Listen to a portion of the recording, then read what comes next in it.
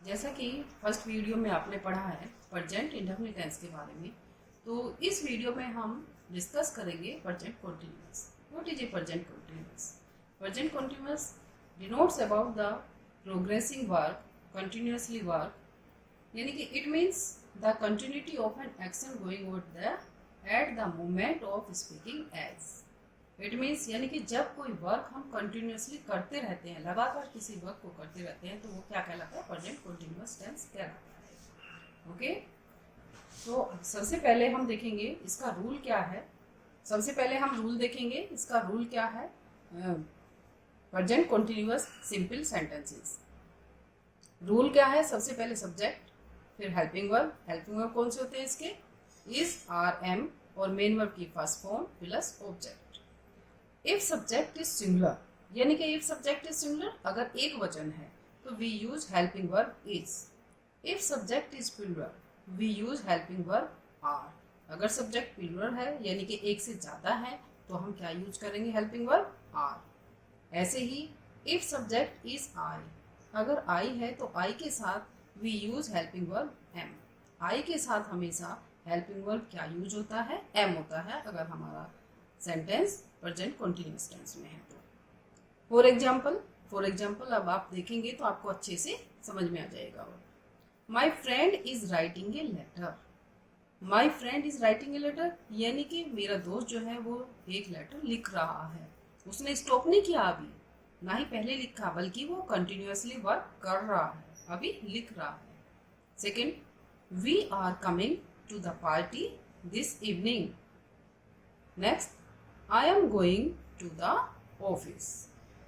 Okay guys, I am going to the I के साथ जैसे आपको बताया कि I am going, I के साथ हमेशा कौन सा वर्ब आता है?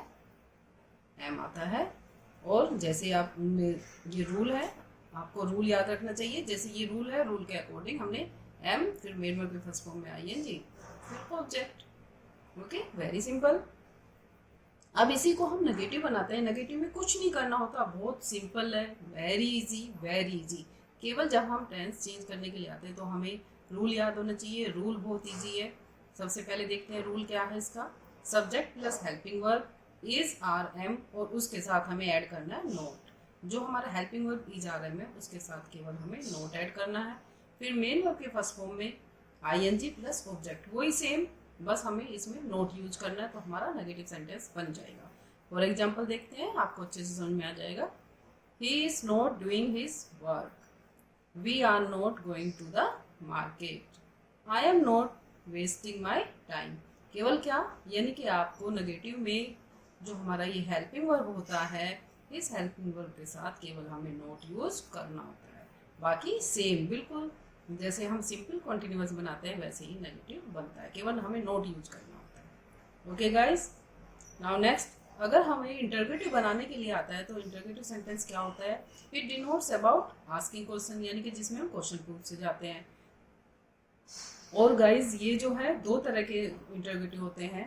एक तो सिंगल इंटरगेटिव यानी कि जिसका आंसर हमें यस या नो में दे सकते हैं।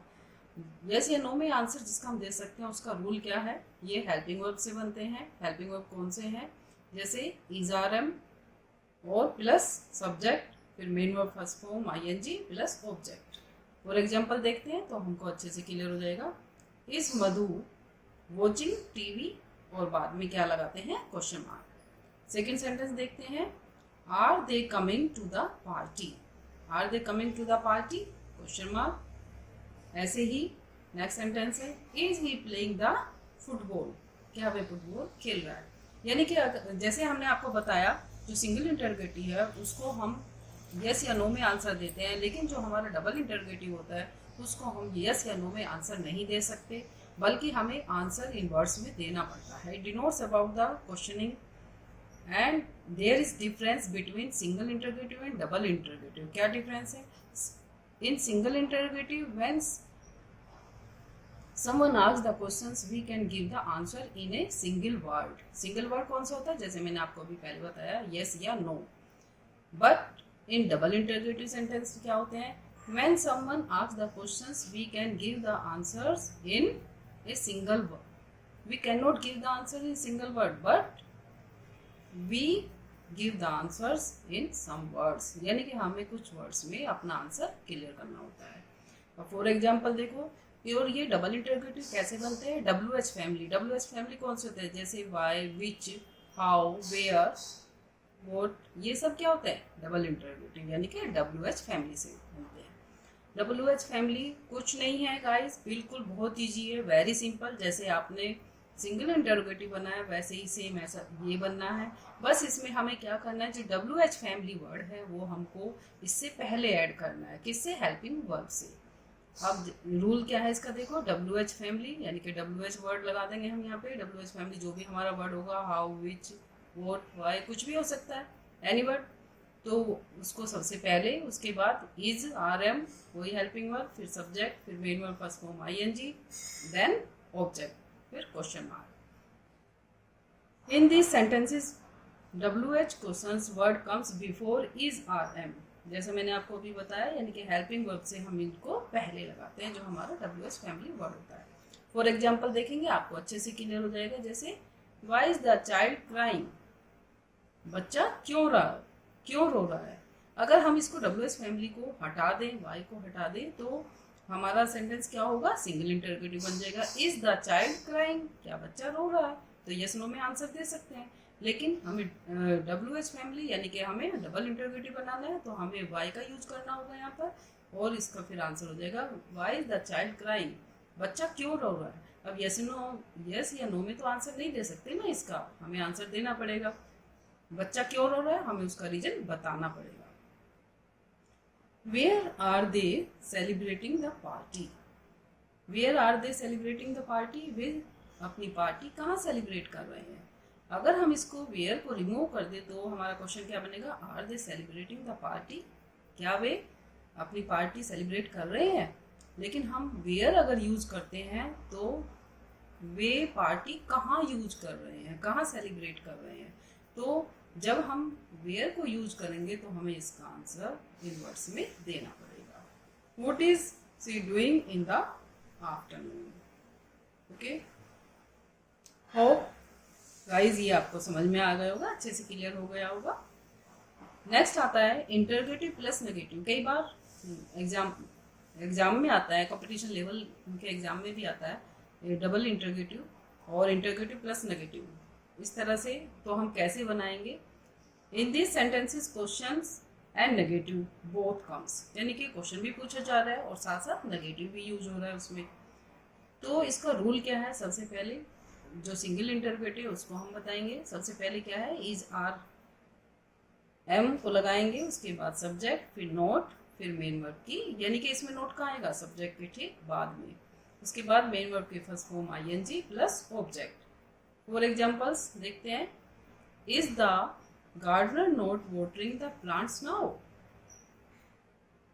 क्या गार्डनर अब प्लांट्स में पानी नहीं दे रहा है।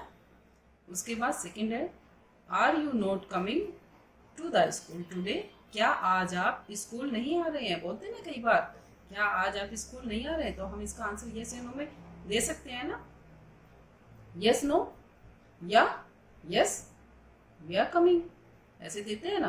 तो इसी प्रकार जब हम डबल इंटरोगेटिव बनाते हैं, सेम है प्रोसीजर, नो चेंजिंग, केवल इसमें हम WH फैमिली को पहले ले आएंगे।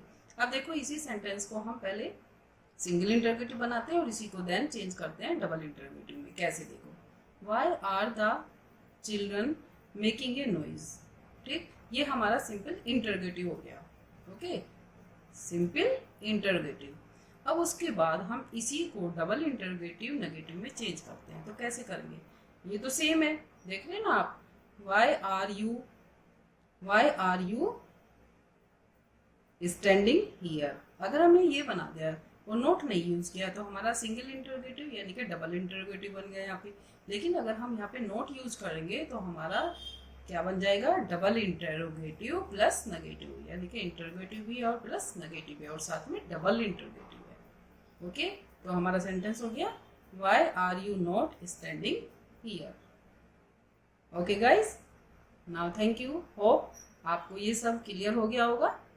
आप एक बार अच्छे से इसको समझेंगे तो आपको बहुत इजीली समझ में आ जाएगा। Thank you guys. अब तक के लिए, और नेक्स्ट वीडियो हम इसको कंटिन्यू आगे करेंगे जिसमें हम प्रेजेंट परफेक्ट के बारे में आपको बताएंगे। Thank you guys.